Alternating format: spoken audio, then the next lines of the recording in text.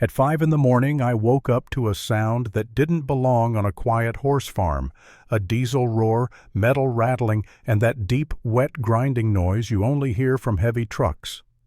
I pulled my curtains and watched a cement mixer roll across my pasture like it owned the place.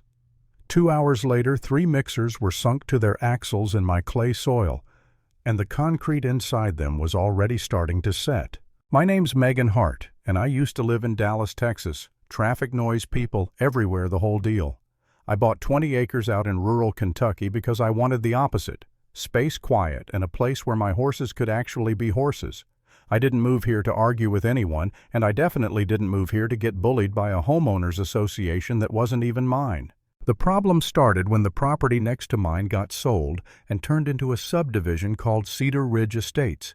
They carved it up fast, dirt-piled high orange fencing crews working at sunrise, like they were on a deadline from God. Along with the construction came their HOA, and with the HOA came a woman named Sharon Whitfield. Sharon was the kind of person who dressed like she was always on her way to a meeting. Blazer, perfect hair, sunglasses that made her look like she was judging you through tinted glass. She talked like everything was a policy, and every policy somehow ended with people doing what she wanted. The first time I met her, she didn't introduce herself like a neighbor. She introduced herself like a supervisor. It was a Monday when I saw the first cement truck cut across the southwest corner of my land. Not near my land on it. It snapped a fence stake, chewed up the grass, and left 2 deep tracks like somebody ran a plow through my property. I ran out there in boots and a hoodie, waving my arms like a lunatic, and the driver hit the brakes just long enough to look confused. Sharon appeared behind him like she'd been waiting for me, holding a clipboard like it was a weapon. I held up my survey, the real one, the kind you pay good money for, and I pointed right at the boundary markers. "This is private property," I said. "Your access road is on the east side. You do not come through here again." Sharon barely glanced at the paper. She smiled that small, flat smile people use when they think you're being cute. "We're on a tight schedule," she said. "Like that explained trespassing. It's just a few trucks. Your land is basically empty." Basically empty, because there weren't houses on it. That's what she meant.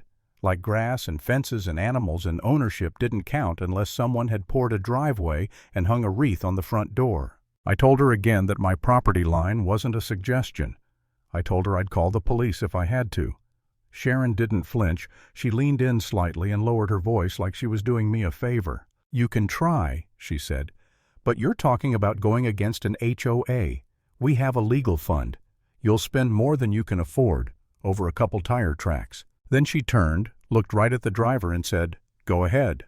And he did. That afternoon, 3 more trucks followed the same path, like it was a shortcut they'd been using for years. One driver actually waved at me like we were friends, and he was passing by on a morning jog. Sharon stood near the job trailer watching, not hiding it, like she wanted me to understand this was her decision. By the end of the week, my pasture looked like a construction site spillover. The corner fence was half broken. The ground near the marker stakes was torn into muddy ruts. My horses wouldn't go near it, and honestly, I didn't blame them. I tried everything that's reasonable. I put up fresh signs, private property, no trespassing. I called the construction office. I emailed their management. Every time Sharon's name came back like a rubber stamp. It was always some version of, "We'll look into it," and then at 5 in the morning, the engines would show up again. I hired a lawyer because I'm not stubborn enough to do a legal fight alone, and I'm not naive enough to think a clipboard tyrant stops just because you ask politely. My attorney filed for an emergency injunction, but court calendars move like molasses. 3 weeks out. 21 days. Sharon understood time better than I did. She treated those 3 weeks like a window of permission. The trucks came more often. The drivers stopped hesitating. One of them rolled through so fast he tossed gravel into my fence line. My repairs turned into a stack of receipts on the kitchen counter, and every new receipt made me a little more tired. One night I sat there staring at the paperwork, and I felt small. Not dramatic, not movie small, just that quiet, real kind of exhaustion where you start wondering if the fight is even worth it. I caught myself thinking, maybe I'm being too precious. Maybe I should let it go until court. Maybe this is just what happens when you live next to development. And then I looked out the window at my pasture at the damage at the crooked fence post that used to be straight. I didn't feel precious.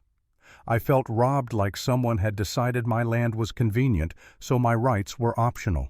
The next morning I walked the corner again with my survey in hand. I noticed something I'd stopped paying attention to because it had always just been how the land is. That southwest corner sits on heavy clay, and when it gets soaked, it turns into this slick, thick mess that can swallow a boot if you aren't careful.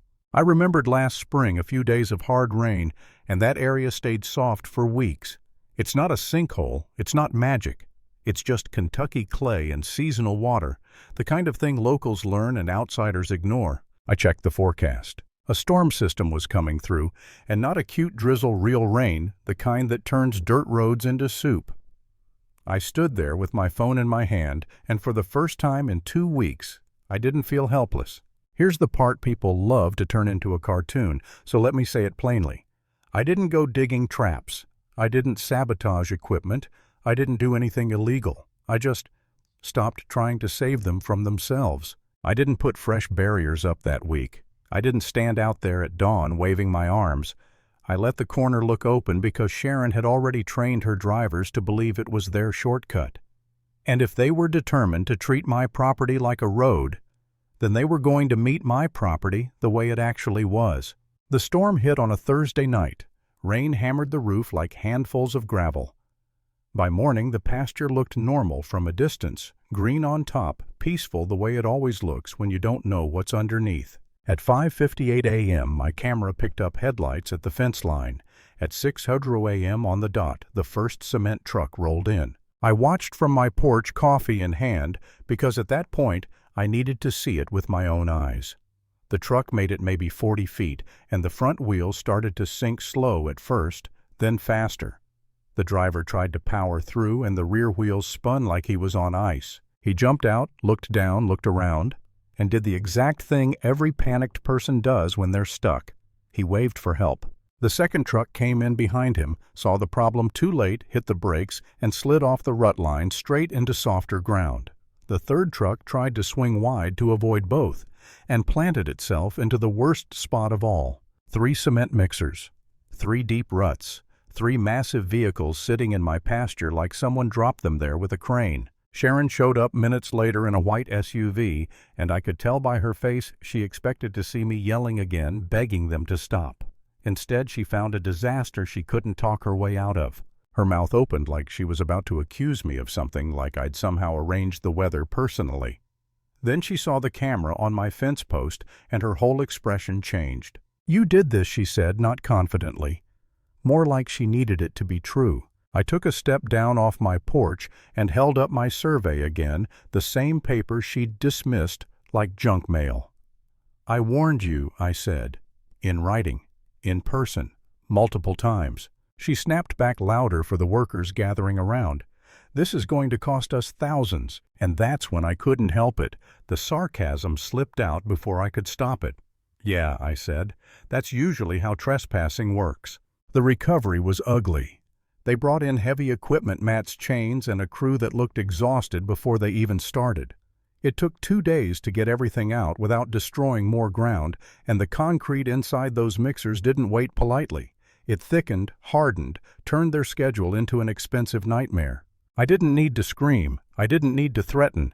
I just handed my attorney the footage, the emails, the photos, the repair receipts, the survey, and every written warning Sharon had ignored.